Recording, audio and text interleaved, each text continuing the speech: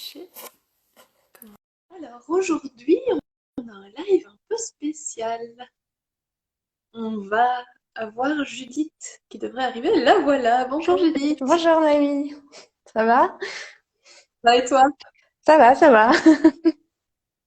Alors c'est une situation complètement particulière et donc vraiment rigolote. Mhm. Judith, tu es ma nouvelle collègue. Oui, c'est On ça. va partager le même bureau. J'ai pas entendu, tu as dit? On va partager le même bureau. Oui, oui, tout à fait. Et étant donné que les circonstances font que tu ne vas pas pouvoir entrer dans le bureau au moment où on aurait espéré que tu puisses le faire, on s'est dit que faire un live pour que tu puisses rencontrer nos lecteurs et lectrices, ça pouvait être chouette. Et donc, te voici, bienvenue. Merci.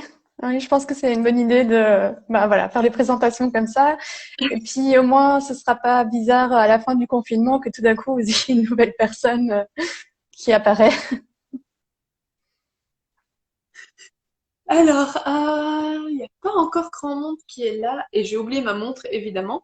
Mais on va peut-être pouvoir quand même commencer, et les gens prendront ça en route, ok? Ok. Alors, tu vas débuter en section jeunesse. Mhm. Tout à fait. Tu connais tes attributions? Ah oui, donc je sais que je vais faire des animations avec des bébés et que je vais m'occuper du fond manga et bande dessinée. Alors même si je suis bibliothécaire de formation, pour moi c'est assez neuf parce qu'avant je travaillais dans une autre section qui est la section ludothèque, donc avec les jeux de société. Donc voilà, c'est non seulement un nouvel endroit, mais de nouvelles fonctions. Donc voilà, un petit challenge en perspective. Mais Tu, On t'autorisera à aller dire bonjour à nos collègues de la ludothèque de temps en temps, c'est promis. gentil. Oui, il faudra que j'ai ma dose de jeux de société de temps en temps et voilà, je traînerai peut-être avec un Monopoly sous le bras, juste pour le bon vieux temps.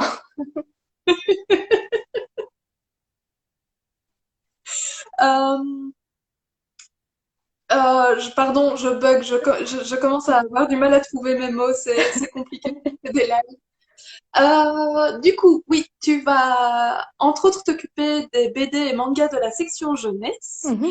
Euh, Est-ce que tu es une lectrice de BD et manga? Alors, je suis une grande lectrice de bande dessinée. J'étais une grande lectrice de manga, mais je pense que je vais m'y remettre parce que voilà, j'ai toujours des mangas chez moi. D'ailleurs, ici, j'ai par exemple ces deux tomes-là qui sont deux de mes mangas préférés que je relis encore régulièrement parce que je suis une grande relectrice. Je sais que c'est soit on relit jamais. Bah, moi, j'aime beaucoup relire. Donc, les mangas, ça va, plutôt ado. Les bandes dessinées, je lis le Spirou chaque semaine parce que ça fait 20 ans que je lis même plus que je lis le Spirou chaque semaine. Mais je suis aussi une très très grande lectrice de romans graphiques chez les adultes. Donc et ça aussi j'en ai plein à la maison.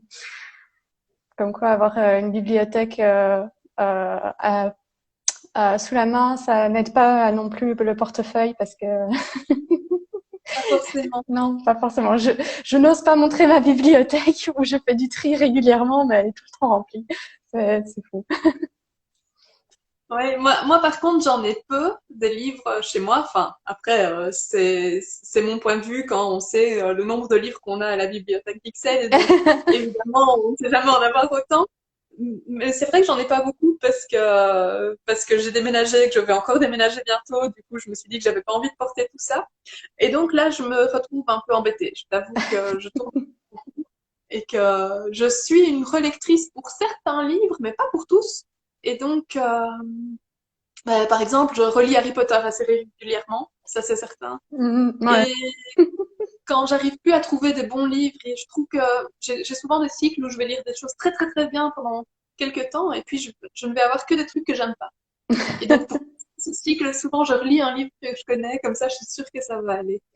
Je vais faire un petit coucou à Marilyn, qui est une ancienne collègue, enfin ancienne collègue, et qui a repris ma place à la bibliothèque d'Anderlecht. Donc voilà, Bonjour la bibliothèque d'Anderlecht. on a des espions parmi nous, mais je l'ai grillé. Mais oui, moi aussi, Harry Potter, ça restera le livre les livres que j'ai le plus lus de toute ma vie. J'ai lu les livres en boucle pendant mon adolescence. D'ailleurs, à chaque fois que c'était des examens, je les relisais au lieu d'étudier. Et puis récemment, j'ai acheté tous les livres en anglais sur ma liseuse et j'ai été les relire. Et c'est marrant parce que j'ai relu une partie d'Harry Potter à Édimbourg, donc voilà, et comme Harry Potter a été écrit en partie là-bas, c'était un peu spécial. Voilà, grande Potterhead ici. Donc. Et pour revenir un peu à tes nouvelles fonctions dans la bibliothèque, donc tu lis des BD manga, c'est parfait. Comme ça, Mhm. tu vas pouvoir aider nos lecteurs et sans doute nous faire découvrir d'autres titres. Moi, je t'avoue que donc je lis beaucoup, beaucoup, beaucoup, mais surtout de la littérature ado, et donc je lis peut-être une série par an de manga, et encore. Enfin, elle est pas trop longue. Donc c'est vraiment pas ce que je connais le mieux. La BD, si, quand même, j'aime beaucoup lire la BD. J'ai appris à lire avec la BD, moi, Oui, moi parce que aussi. j'avais collectionné. Et les tout petits, du coup, tu vas faire des animations. Est-ce que tu peux en dire plus? Parce que moi, je le sais ce que tu vas faire, hein. Mais est-ce que tu peux en dire plus aux gens? Oui, bien sûr. Bon, je peux me tromper parce que vu que je prends mes attributions de manière spéciale, donc en gros, on va régulièrement dans les centres aînés pour faire des lectures dans les salles d'attente. Et donc voilà, et donc ce sera apprendre les petits. Je sais qu'il y a plusieurs méthodes. Soit on fait une lecture pour tout le monde dans la salle d'attente, soit on les prend un à un pour faire de la lecture plus individuelle. Donc, pour tout avouer, j'ai jamais fait de lecture à des bébés. J'ai déjà fait à des maternelles, oui, à des primaires, mais jamais des bébés. Donc, ça aussi, ça va être un challenge. Mais bon, je m'en fais pas parce que j'adore les bébés. D'ailleurs, quand mes collègues ont appris que enfin mes anciennes collègues ont appris que j'allais être avec les bébés, elles m'ont dit, tu sais que tu devras les laisser à leur maman et pas les prendre avec. Hein. J'étais ah oui, je sais, je sais. On m'a parlé de kidnapping et tout ça, c'est pas bien. Mais voilà, moi j'adore les bébés et généralement je m'entends très bien avec eux, donc ça me fait pas trop peur. Donc voilà, je suis très contente. En fait, je suis très contente de toutes les attributions que j'ai reçues. Ça me Ah convient bah écoute, parfaitement. mieux. Euh, et puis, ben, ça s'apprend, hein, lire à des bébés. Mhm. Moi, j'ai suivi des formations pour le faire. C'est pas ce que je préfère. C'est pas ce que je fais le mieux, mais je sais le faire. Parce que j'ai un peu peur de les casser, j'avoue. Je comprends. Euh, et que voilà, bizarrement, je suis plus à l'aise avec des ados. Donc, je leur fais des bêtes blagues et je les remets à leur place. Et c'est très drôle aussi. Mais, mais voilà. Et du coup, on te ferait bien un tour du propriétaire et on t'expliquerait bien un peu tout. Mais finalement, on va encore travailler un peu de chez nous. Donc, je sais pas si nos lecteurs et lectrices, parce que j'en ai vu, j'ai vu des gens se connecter et je sais que ce sont des lecteurs et lectrices de chez nous. Peut-être qu'ils ont des choses à te demander, peut-être qu'ils ont des questions, des interrogations. Alors, pour les habitués, quand même, moi, je vais ajouter que tu remplaces Paulinet. Notre collègue Pauline, que nous appelions Paulinette, parce que deux Paulines dans l'équipe, c'était trop compliqué. Euh, est partie en novembre et donc voilà, tu es là pour la remplacer et apporter plein de nouvelles choses et ça va être super chouette. Donc voilà, si vous avez des questions à poser à Judith tant qu'elle est là, n'hésitez pas à nous les écrire, on va vous lire. Tu peux nous parler de mangas que tu as montré? Ça m'intéresse et ça m'intéresse.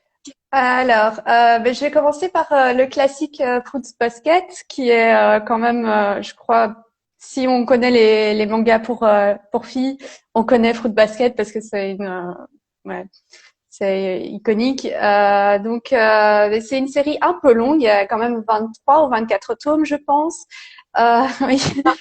Et ça parle de mythologie japonaise. Donc, en gros, c'est une jeune fille qu'on voit sur la couverture qui s'appelle Toru et qui se retrouve à vivre chez le chouchou des filles de son école parce que son grand-père ne sait plus l'accueillir chez lui et elle est orpheline.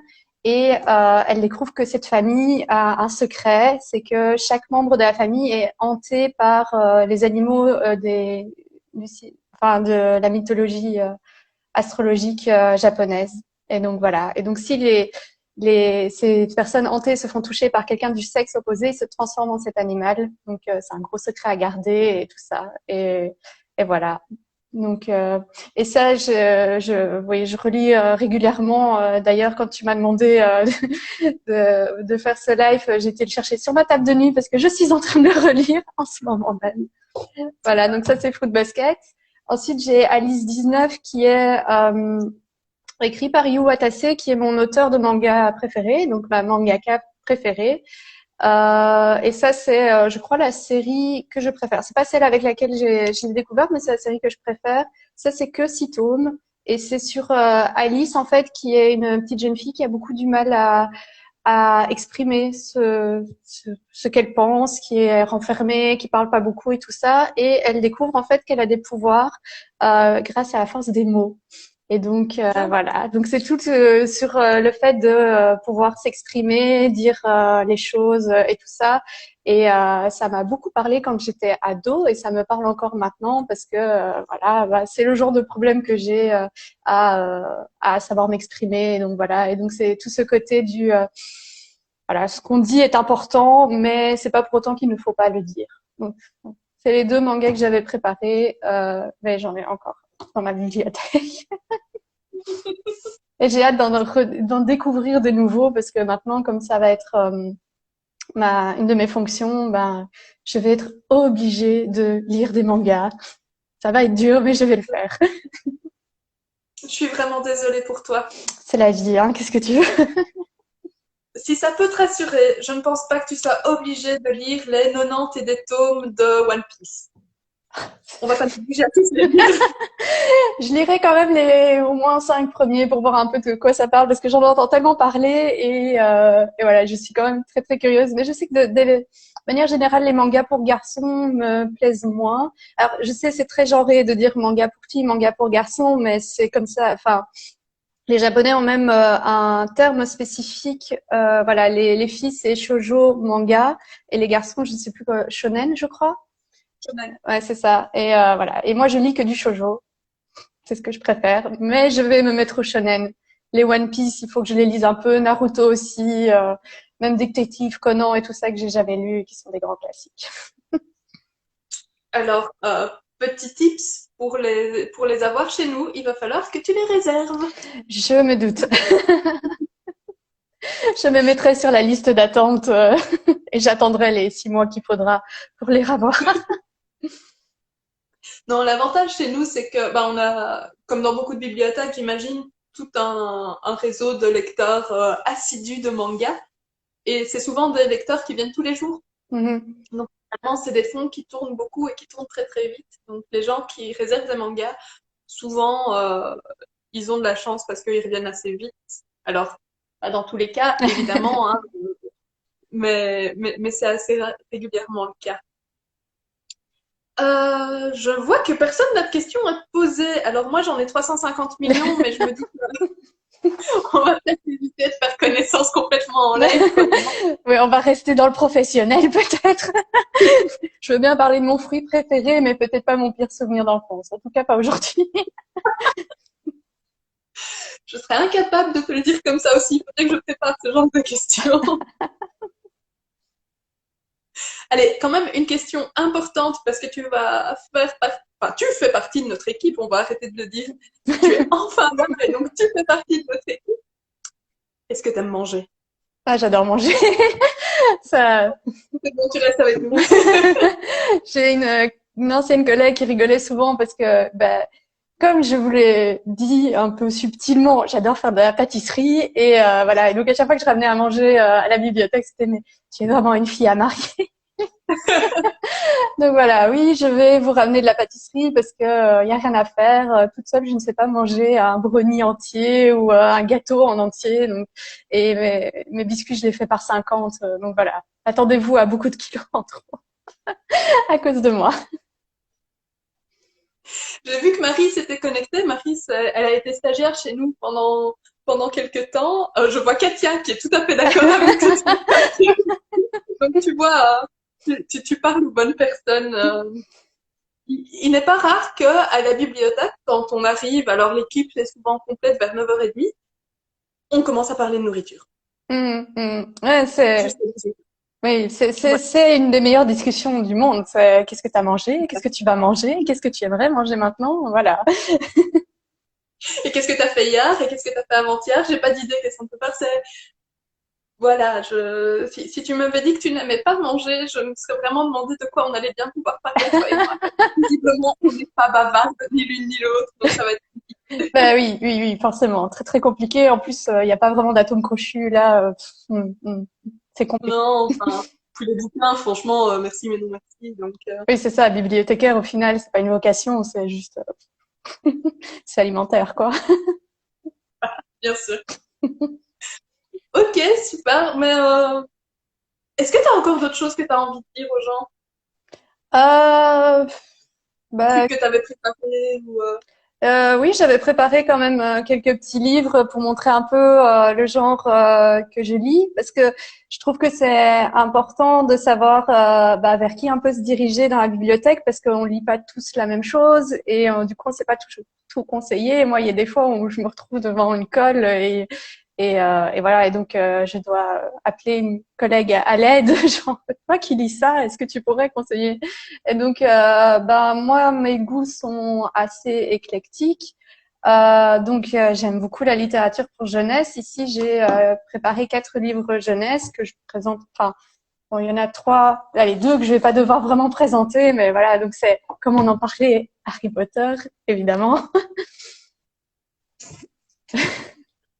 on a le même. Ah oui. Harry Potter que j'ai découvert, je l'avoue, grâce au film. Mais après j'ai accroché, j'ai vu le premier film, j'ai accroché. Mon parrain m'a offert les 4 premiers tomes et chaque année il sortait plus ou moins à mon anniversaire le nouveau tome, donc il me l'offrait. C'était notre petite tradition. Je le lisais puis je le lui prêtais. Donc voilà, Harry Potter pour moi c'est très très important. Ensuite, il y a Hunger Games. Ça m'a un peu étonnée. Alors, j'ai aussi d'abord vu le film, puis lu les livres. Et j'ai tellement accroché que quand j'ai relu les livres il y a quelque temps, je crois que c'était il y a 4 ans, en les lisant, j'ai raté mon arrêt de métro pour un livre que j'avais déjà lu. Alors, tellement j'étais prise dans l'histoire à me dire, ah, oh mon Dieu, mais que va-t-il se passer? Alors que je savais ce qui allait se passer. Enfin voilà. Je trouve que Hunger Games, et en plus, je trouve que les films sont très bien faits, très fidèles à l'esprit du livre, donc je suis contente. L'autre livre que j'avais envie de présenter, c'était la série des Uglies, qui est aussi un classique un peu moins connu. Oui, alors je vous montre que des séries de livres dystopie ou fantastiques parce que voilà. Donc ici, c'est aussi une dystopie dans un monde où jusqu'à 16 ans, on est considéré comme uglies, donc comme moche, et à 16 ans, on subit une opération pour devenir pretties, pour devenir beau. Et et voilà, et donc le premier tome parle de Tali qui va devenir prêtise, mais une de ses amies s'est enfuie et on lui dit si tu veux le devenir, va falloir que tu ailles la récupérer. Et donc il y a tout ce côté dystopique, on se rend compte que ce monde qui est si beau, en fait, il n'est pas si beau classique, mais j'aime beaucoup. Et en plus, il y a 5 tomes, donc c'est chouette. Euh, c'est rigolo parce que j'en ai parlé dans le live, alors pas le mercredi dernier, mercredi avant. Tous les mercredis, je fais un live littérature ado et j'ai parlé de Glisse parce que ce Voilà. sont vraiment des livres que j'aime bien. Je trouve juste que le cinquième est en trop. Personnellement, Euh, j'ai moins aimé le cinquième. le cinquième, c'est c'est lequel déjà? Parce que ça fait longtemps que je les ai lus. C'est extra, je pense. C'est extra, c'est quand c'est dans un autre monde, c'est ça? Ah, moi, je l'avais bien aimé. J'avais bien aimé ce côté de voir parce que généralement dans les trucs dystopiques, c'est tout le monde est à la même. Enfin, on voit le côté États-Unis généralement et on sait pas trop ce qui se passe ailleurs. Et là, de voir ce qui se passe ailleurs, moi, ça m'avait intéressé. Mais c'est vrai qu'au final, on n'a vraiment pas besoin de le lire pour la suite, quoi. Et alors, pour ton info, je sais pas si tu sais, mais Westerfeld est en train de sortir une nouvelle série Ah, qui se passe je ne sais combien d'années après les Prétices. Donc, on reprend tout l'univers où on l'avait laissé et on a la suite. Alors, je n'ai plus le titre de tête, par contre. Je sais qu'il est sur Lirtuel. Je l'ai lu via Lirtuel. Et donc voilà, c'est la suite Ah, mais c'est cool. bien des années après. Et donc c'est vraiment chouette. Et si t'aimes bien Westerfeld, je te conseille vraiment sa série Léviathan. J'ai essayé, mais j'avais pas fort accroché. C'est celui où ça commence dans les vaisseaux miniaturisés et tout ça. Ben, ça m'avait pas parlé, mais il faudrait que je réessaye. Par contre, j'ai adoré l'or bleu. C'est la trilogie là, ça j'ai vraiment bien. Je les ai aussi d'ailleurs. Je me suis dit, je vais pas prendre tous les Westerfeld et leur montrer. Lisez cet auteur, c'est trop bien. Voilà. Mais l'or bleu aussi, j'avais bien aimé. Mais je vais réessayer Léviathan parce que le problème avec les livres, c'est comme les films ou les séries. Parfois, on n'est juste pas dans le bon état d'esprit et on n'accroche pas. Et puis voilà. Mais donc, ouais. Donc moi, tout ce qui est des trucs comme ça, j'adore. Je lis pas tout non plus. Par exemple, Divergente, j'ai vu le film, mais je n'étais pas intéressée de lire le livre parce que voilà, juste ce monde-là ne m'intéressait pas particulièrement. Sinon, l'autre livre ado que j'ai pris, c'est celui-ci, Finding Audrey de Sophie Kinsella. Alors ça, c'est le livre original parce que je pense que je l'ai acheté pendant mon voyage à Édimbourg. Et normalement, elle écrit plutôt pour les adultes. C'est elle qui a fait l'accro du shopping. Et là, c'est un livre sur une jeune fille à qui il s'est passé quelque chose. On ne sait pas trop quoi, mais elle devient complètement antisociale, grabataire, etc. Et à nouveau, ça m'avait bien parlé par rapport à mon adolescence, ce côté solitaire et un peu dramatique. On va pas le cacher. Voilà. Donc ça, c'est les quelques livres ados que j'avais préparés. Sinon, comme je disais, moi, Alors, oui, pardon. Finding Audrey, il s'appelle Audrey retrouvée en français Oui. et on l'a à la bibliothèque. Et je crois que c'est la même couverture, je pense. Oui, sauf qu'elle est en vert. Bah Le voilà, fond est vert. fond vert. Voilà. Ici, sinon, moi, mes livres adultes que j'ai préparés, alors, je vais commencer par un classique aussi. Moi, j'adore Jane Austen. Voilà, j'ai lu ces 6 romans, son livre de nouvelles, Lady Susan, et voilà, j'adore tout ce qui est Jane Austen. Ça aussi, c'est des livres que je relis souvent, et j'ai pris mon préféré de Jane Austen, qui n'est pas Orgueil et préjugés, ni Emma. C'est celui-ci qui est son premier livre en fait qu'elle a écrit et qui est peu connu. Les gens critiquent souvent. Mais je sais pas, je trouve qu'il y a tellement d'humour là-dedans. En gros, elle parodie un peu les romans d'amour de l'époque où l'héroïne, par exemple, va voir son soupirant en compagnie d'une jeune fille et habituellement, ça va être «Oh mon Dieu, il est amoureux d'une autre» et elle s'enfuit et elle n'écoute pas les explications. Et là, elle se dit juste «Ah bah ça doit être sa sœur». Et puis il arrive et fait «Je te présente ma sœur» et elle est là enchantée. Et voilà, et j'aimais bien ce côté casser les clichés, et surtout quand on sait de quand ça date ce livre, quoi. Voilà. C'est bien. En fait, j'aurais pas dû amener ma bibliothèque. J'aurais dû dire les livres et tu les sortais de la tienne. Non, mais c'est rigolo parce qu'on n'a pas du tout préparé ce que tu allais dire et que la plupart des livres, je les connais. Donc ça, on va pouvoir s'échanger des titres, toi et moi. Ouais, je pense aussi. Alors, le suivant, c'est aussi un classique, mais de la littérature française. C'est Les Liaisons dangereuses de Chederlos de Laclos, que j'ai lu à 15 ans, je crois. J'étais fort jeune quand je l'ai lu, mais j'ai adoré, malgré l'écriture très pompeuse de l'époque. Je trouve que le sujet est très moderne, donc sur des nobles qui font des concours de drague, on va dire, et tout ça. Donc c'est très, bon, c'est pas très, comment dire, éthique ce qu'ils font, mais voilà. Et je sais pas, j'ai bien aimé. En fait, c'est des échanges de lettres. Ils s'écrivent des lettres et on lit comme ça plusieurs personnages. Et dans les années 90, 90, ouais, 90-2000, ils ont fait une version moderne avec Sarah Michelle Gellar, Reese Witherspoon et tout ça. Et j'adore ce film, il est génial. Donc voilà, Chauderlot de la Clos que j'ai aussi lu plusieurs fois parce que voilà, un que j'aime beaucoup. Mais bon, j'aime aussi beaucoup les livres de Zola, donc l'écriture pompeuse du 19e, 18e, ça me parle beaucoup. Voilà. L'auteur suivante que j'ai prise, c'est aussi un classique mais que j'ai découvert il y a pas longtemps. C'est Margaret Atwood qui a écrit La Servante écarlate, que j'imagine tout le monde pas beaucoup de gens ont lu grâce à la série. Donc effectivement, j'ai vu la série était sortie, donc je me suis dit je vais lire le livre puis regarder la série dans cet ordre-là. Ce que j'ai fait et j'ai adoré les deux et j'ai décidé de lire d'autres de ses livres et j'ai adoré Captive en fait. Et il y a aussi une série Netflix de Captive qui parle d'une histoire vraie qui se passe au Canada en 1873. C'est une jeune fille euh, qui s'est faite arrêter pour le meurtre de son maître et de sa gouvernante, enfin de la gouvernante de là où elle travaille, et on va un peu rechercher ce qui se passe derrière. Bon, évidemment, c'est basé sur une histoire vraie, mais tout ce qui est écrit là-dedans, c'est généralement de la fiction. Et c'était vraiment super bien. Donc, je vois que quelqu'un ne l'a toujours pas lu. Je le conseille vraiment, surtout si on aime Margaret Atwood. Il faut le lire et regarder la série parce que la série est bien aussi. Oui, tout à fait. La série est vraiment très très bien faite. J'ai adoré et je les ai un peu enchaînés et voilà. Donc Euh, ce quelqu'un, c'est Louise. C'est notre collègue. ah, c'est ça. Eh bien, Louise, la série est bien. Je conseille. Et enfin, l'autre roman que j'ai pris, c'est aussi une de mes auteurs préférées, c'est Isabelle Allende. Alors oui, je suis très auteur féminin, j'avoue. Mais voilà, donc Isabelle Allende, j'ai découvert quand j'avais 16 ans avec Portrait sépia.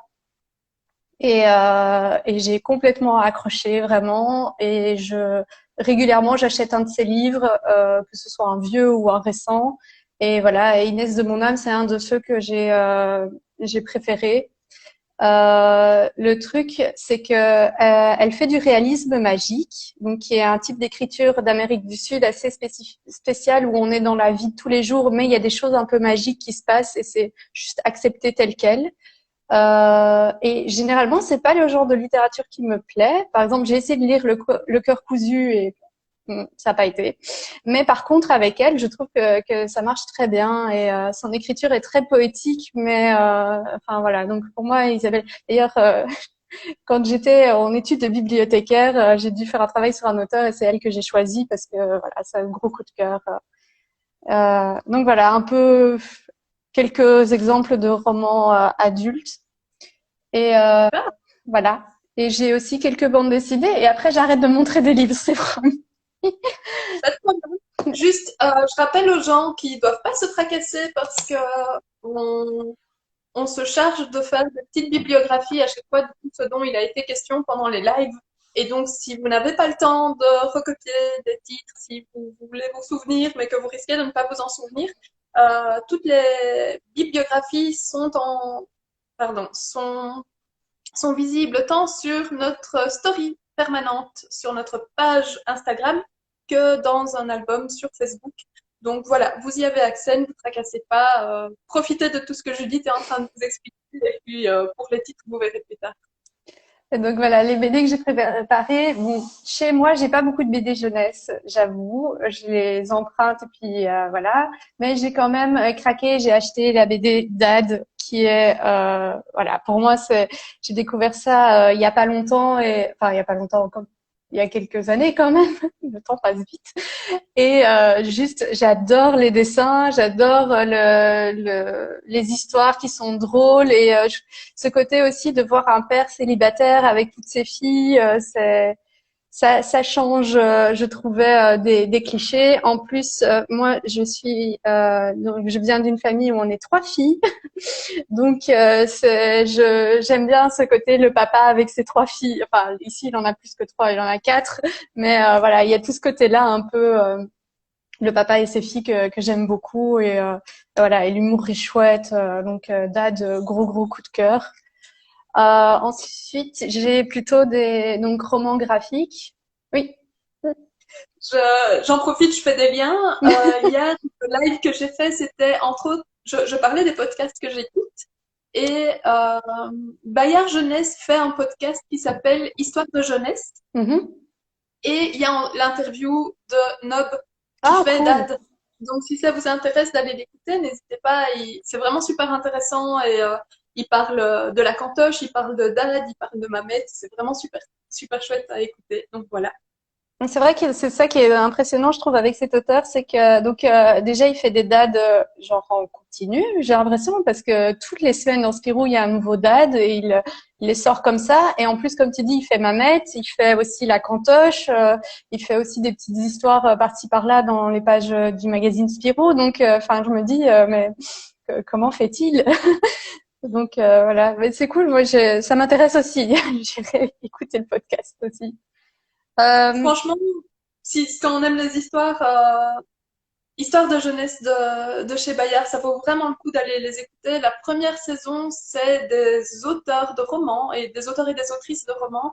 Il y a entre autres Marie-Aude Muraille et c'est comme ça qu'en fait je l'ai découvert parce que Marie, je les ai J'adore. tous, ils sont là. Je les ai tous aussi. Ils sont dans ma chambre, par Et donc c'est comme ça que j'ai découvert et j'ai tout écouté parce que c'est vraiment super intéressant. Et là, la deuxième saison qui est en cours, c'est sur de la bande dessinée. Et du coup, il y a entre autres Nob et je viens de voir que le dernier épisode qui vient de sortir, c'était Pénélope Bagieux. Donc c'est quand même des grands noms de la bande dessinée aussi, donc ça vaut le coup d'aller les écouter. contre. Bon, bah voilà. Pénélope Bagieux, l'auteur suivant. Oui, moi, Pénélope Bagieux, je l'ai découverte au tout début quand elle faisait son blog et que c'était des petits dessins comme si par-ci par-là et j'adorais. Donc, ma vie est tout à fait fascinante. D'ailleurs, Je le cherche, mais elle a arrêté son blog en 2014, je crois. Enfin, elle l'a arrêté, elle ne le met plus à jour et ça me frustre tellement, mais bon, c'est comme ça. Donc oui, Pénélope Bagieux, j'ai tous les Joséphine, j'ai les 2 tomes des culottés et quand j'ai appris qu'elle allait pas faire le tome 3, ça m'a fait mal au cœur. Mais bon, je comprends qu'il faut passer à d'autres choses et puis c'est comme ça, quoi.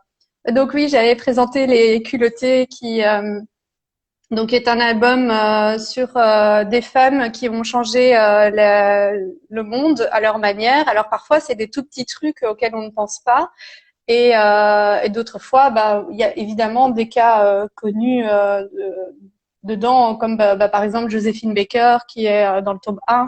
Tout le monde la connaît, tout le monde sait ce qu'elle a fait pendant la Seconde Guerre mondiale. Donc au final, c'est juste revoir son histoire, mais il y a des gens ici, par exemple, on a sur cette femme grecque qui est devenue gynécologue en se déguisant en homme et ce genre de choses. Et ce que je trouve bien aussi avec les culottés, c'est qu'elle aborde des sujets très très rudes, parfois du viol et ce genre de choses. Et pourtant, avec son dessin, ça passe bien. C'est pas non plus édulcoré où on se dit ça va, c'est des petits cœurs et puis c'est tout. Mais il y a ce côté où elle arrive à aborder des sujets très durs, mais de manière plus douce, on va dire. Donc là, les culottés, je sais plus combien il y a d'histoires il y a 15 histoires par tome, 2 tomes, et vraiment très très bien. J'ai beaucoup appris avec ça, avec ces livres-là, quoi. Et c'est mon petit côté féministe aussi qui parle. Le sa, sa dernière publication en date, c'est une illustration du roman de Roald Dahl, Sacrée sorcière. C'est vrai. Et il est arrivé à la bibliothèque juste après que j'y sois. Et donc, sachez que je veux être le numéro 1 sur la liste d'attente de ce livre. À la base, je comptais de faire un peu un ordre chronologique, mais bon, tu me parlais de Pénélope Bagieux, donc voilà. Je vais reprendre mon côté chronologique. Le premier roman graphique que j'ai lu de toute ma vie, c'est Shenzhen de Guy Delisle, je l'ai lu, ouf. J'étais ado quand je l'ai lu, et quand on passe des bandes dessinées à la Dupuis à des bandes dessinées comme ça, c'est un peu voilà. J'avais lu enfin, chez moi, on avait le fluide glacial et des trucs comme ça, donc j'avais l'habitude des BD plus adultes, mais ici, de passer à quelque chose en noir et blanc, c'était un peu spécial. Et j'ai complètement accroché à Guy Delisle, qui est en fait un graphiste qui travaille à la base dans le dessin animé et qui allait dans les studios à l'étranger pour donner des coups de main. Et là, par exemple, il allait à Shenzhen pour travailler sur le dessin animé Papyrus pour ceux qui se souviennent de ce dessin animé, qui est donc à la base de la bande dessinée Papyrus. Et il reste 6 mois là-bas, il vit à l'hôtel et il doit se faire à la culture où il est. Et donc il raconte ça avec beaucoup d'humour. J'aime beaucoup. Je crois que c'est pas celui-là le premier qu'il a écrit. Je crois que c'est Pyongyang et puis Shenzhen. Enfin, je sais plus dans quel ordre ça va. Mais il continue de faire ça, non plus en tant que animateur de dessin, mais en fait comme père au foyer, on va dire, parce que sa femme travaille chez Médecins sans frontières et donc elle est amenée à aller dans plein de pays du monde et il la suit et c'est lui qui s'occupe des enfants pendant qu'elle fait ses missions parce que grâce à son travail, lui, il peut la suivre partout où elle va. Et donc il parle, il a fait Pyongyang, il a fait Shenzhen, il a fait Jérusalem, la Birmanie, dont j'ai oublié le nom correct maintenant. Je sais plus. Voilà. Il a fait quoi d'autre aussi? Je sais qu'il a fait encore un autre endroit. Et puis récemment, il a sorti S'enfuir, qui est basé sur le témoignage d'un journaliste qui a été pris en otage. Je vais pas dire de pays parce que j'ai peur de me tromper, mais donc il a été pris en otage et il a réussi à s'enfuir et donc ça raconte son histoire.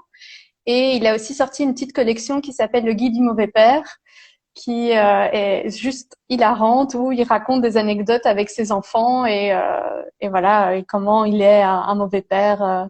Myanmar, voilà, c'est ça. Merci Louise.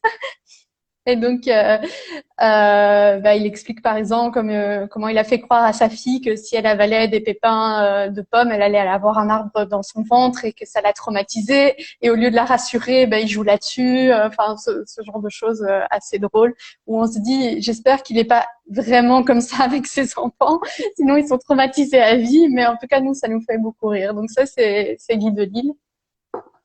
Et dans la même période, j'ai découvert Marjane Satrapi avec Persépolis, qui est aussi écrit en noir et blanc.